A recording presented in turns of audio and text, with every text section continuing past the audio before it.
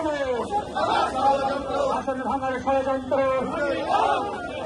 আমার মাটি আমার সীমানা ভাঙতে তো হবে না। আমার মাটি আমার সীমানা কোতোয়ালির সীমানা হরিরামপুরের সীমানা কেশবপুরের সীমানা। নারায়ণ তকবীর।